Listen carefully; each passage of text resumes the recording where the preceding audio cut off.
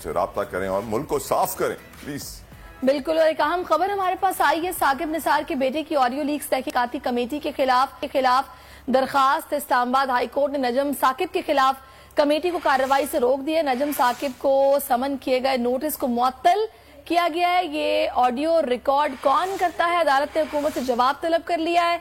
Justice Babar Sattar ने दरखास्त पर रजिस्ट्रार ऑफिस के एतराजात को दूर कर दिया है। अदालत ने स्पेशल कमेटी की जानिब से नजम साकिब को समन किए नोटिस को मुअत्तल कर दिया। अदालत ने वफाकी हुकूमत को 19 जून के लिए नोटिस जारी कर दिया है।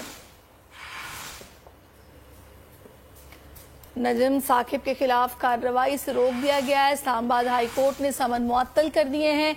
साकिब निसार के बेटे की ऑडियो लीक्स तहकीकाती कमेटी के खिलाफ ये दरखास्त का मामला है। और जनाब ये बताया जा रहा है कि पूछा गया है कि आखिर ये ऑडियोज कौन रिकॉर्ड करता है। हुसैन चौधरी हमारे साथ हैं। हुसैन, बताइएगा मजीद डिटेल्स। जो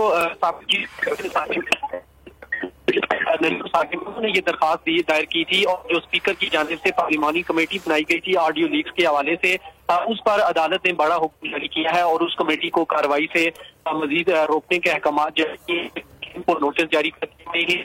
और ऑडियो और रिकॉर्ड कौन करता है, इस हवाले से अदालत ने वफाकी हुकूमत को जवाब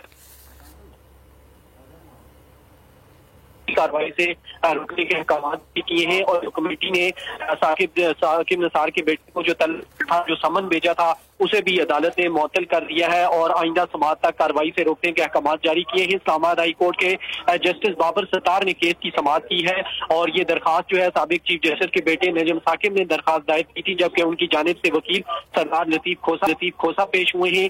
इस पर रजिस्ट्रार ऑफिस ने दरखास्त पर एतराज किए थे। अदालत ने वो एतराजात भी दूर करते हुए केस की समाअत मुलतवी की है और कमेटी को मजीद कार्रवाई से रोकने के अहकाम भी जारी किए हैं। जी ठीक है, कमेटी को मजीद कार्रवाई से रोक दिया गया है। हुसैन चौधरी, बहुत शुक्रिया, आपने डिटेल से हमें आगाह किया।